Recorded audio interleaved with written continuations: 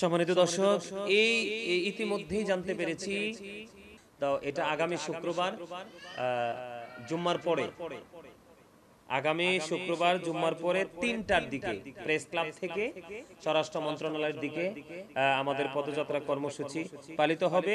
তো আপনাদের সবাইকে আবারও মেসেজটা দিলাম, এই এখনই জানতে পেরেছি, জানার কারণে আবারও সরাসরি লাইভে আসছি। আগামী শুক্রবার বিকাল ৩টা থেকে আমাদের প্রেস ক্লাবের সামনে থেকে সবাই সম্মিলিত হয়ে আমরা পদযাত্রা কর্মসূচি পালন করব আমার ভাই রহিজউদ্দিনের হত্যার বিচারের দাবিতে। আসসালাতু ওয়াসসালামু আলাইকা ইয়া রাসূলুল্লাহ, আসসালাতু ওয়াসসালামু আলাইকা ইয়া হাবিবাল্লাহ, আসসালাতু ওয়াসসালামু আলাইকা ইয়া শাফিয়াল মুজরিমিন, আসসালাতু ওয়াসসালামু আলাইকা ইয়া রাহমাতাল লিল আলামিন। সম্মানিত দর্শক, আসসালামু আলাইকুম ওয়া রাহমাতুল্লাহি ওয়া বারাকাতুহু। আমি আজকে অত্যন্ত দুঃখ ভরা হৃদয় নিয়ে আজকে আসলে আমি লাইভে এসেছি, বক্তব্য দিতে এসেছি। সেই দুঃখ ভরা হৃদয়টা হলো, আপনারা ইতিপূর্বে জেনেছেন আমরা অনেক মানববন্ধন করেছি, অনেক বিক্ষোভ মিছিল করেছি। আমরা শহীদ আল্লামা হযরত মাওলানা আমার ভাই রহিজউদ্দিনকে নির্মমভাবে বাতিলরা পিটিয়ে অত্যন্ত নির্মমভাবে তাকে পৃথিবী থেকে হত্যা করে বিদায় করেছেন। এটার সাথে আমি প্রশাসনকে দায়ী করি। ওই তৎকালীন তখনকার সময়ে যে প্রশাসনিক দায়িত্বশীল যে ব্যক্তি ছিলেন, এখানে তার যথেষ্ট অবহেলা আমরা আসলে প্র্যাকটিক্যালি যে দেখার সুযোগ হয়নি, তবে সোশ্যাল মিডিয়াতে প্রত্যেকটা ফুটেজ, প্রত্যেকটা ডকুমেন্টস আমরা দেখতে পেয়েছি। আজকে আমার বক্তব্য দেওয়ার মানে হচ্ছে, আজকে 3 দিন 4 দিন হয়ে গেল, এখনো পর্যন্ত কিন্তু প্রশাসন ওই কোয়েল থানা মামলা নেয়নি। আমরা গতকালকে মানববন্ধন করেছি, বিক্ষোভ করেছি, আজকেও সব সারা বাংলাদেশে বিভিন্ন জায়গায় বিক্ষোভ কর্মসূচি পালন করা হয়েছে। তো আসলে অত্যন্ত ভারাক্রান্ত হৃদয় নিয়ে কথাগুলো বলছি, আসলে বলার কোনো ভাষা নাই। আমরা 61 হিজরিতে কারবালার ইতিহাস পড়েছি, কোরআন হাদিস থেকে আমরা কারবালার ঘটনা শুনতে পেরেছি।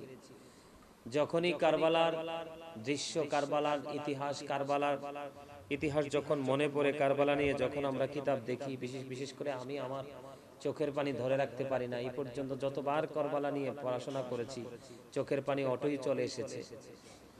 তো আসলে শুনেছি এতদিন, এই বছর 2025 সালে এসে আমরা 27শে এপ্রিল, সম্ভবত 27শে এপ্রিলে আমার ভাই শহীদ রহিজউদ্দিনকে হত্যা করেছে, নির্মমভাবে হত্যা করেছে। আসলে মধ্যযুগীয় কায়দায় তাকে নির্মমভাবে তাকে হত্যা করেছে। সবচেয়ে বড় দুঃখজনক বিষয় হলো, মানুষ মৃত্যুবরণ করার আগে, ফাঁসির মঞ্চে যাওয়ার আগেও কিন্তু মানুষ যখন কোনো কিছু চায় তখন তার আশা পূরণ করা হয়। আমি অবাক হয়ে গেলাম, পুলিশের গাড়িতে তাকে বসানো আছে, দেখলে কলিজা ফেটে যায়। তাকে তার সামনে পানি দেওয়া হলো, কিন্তু পানি সে খাওয়ার জন্য যখন আগ্রহ পোষণ করলো, তার সামনে থেকে পানির বোতলটা ছিনিয়ে এনেছে। আসলে এটা ইয়াজিদের প্রেতাত্মা ছাড়া আমি আর কিছুই বলতে পারি না। যেমনি ভাবে 61 হিজরিতে রাসূলের কলিজার টুকরা, যাদের সম্পর্কে কোরআন হাদিস থেকে প্রমাণিত, আল্লাহ রাসূল যে আমাদেরকে নিয়ামত এনে দিয়েছে, তার বিনিময়ে আমাদের কাছে কিছুই চায় না, শুধু তার আহলে বাইতের ভালোবাসা চায়। আল্লাহ রাব্বুল আলামিন যাদেরকে জান্নাতের লিডার বলেছেন, জান্নাতের যুবকদের লিডার বলেছেন, তাদেরকে পর্যন্ত নির্মমভাবে এই পানি না দিয়ে প্রীতি শহীদ করেছে। আমরা 61 হিজরির কারবালা দেখিনি, শুনেছি, কিন্তু এই 27শে এপ্রিল 2025 এসে আমরা কারবালা দেখেছি আমার ভাই রহিজউদ্দিনের সাথে। সম্মানিত উপস্থিতি, আসলে সবচেয়ে বড় কথা হলো, আমরা শহীদ আল্লামা নুরুল ইসলাম ফারুকী মাদ্দাজিল্লাহু আলীকে যখন হত্যা করা হয়েছে, শহীদ করা হয়েছে, আমরা কিন্তু সেটা শুধু শুনেছি, আমরা দেখিনি।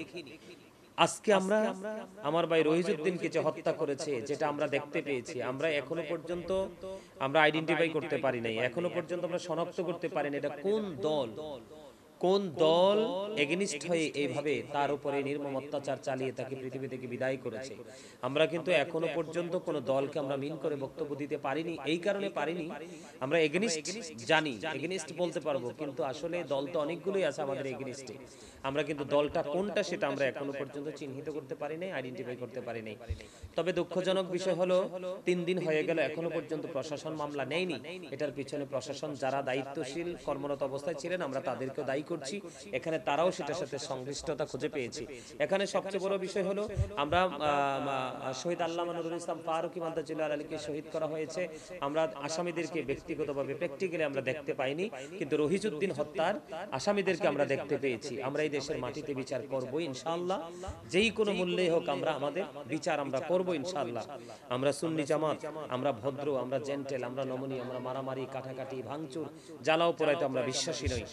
সম্মানিত দর্শক শ্রোতা, আজকেও শুনতে পেয়েছি আমার ভাই আব্দুল মুস্তাফা রহিম আল আজহারি সাহেব, ওনারা যখন ডিসি অফিসে, ডিসি কার্যালয়ে যখন তারা মিটিং করছিলেন, তখন আপনার হুট করে এসে বাহির থেকে নাকি তাদেরকে এসে ঘেরাও করে ফেলেছে মোটরসাইকেল দিয়ে, তাদের এই বক্তব্য বা তাদের আলাপ আলোচনাকে বানচাল করার জন্য।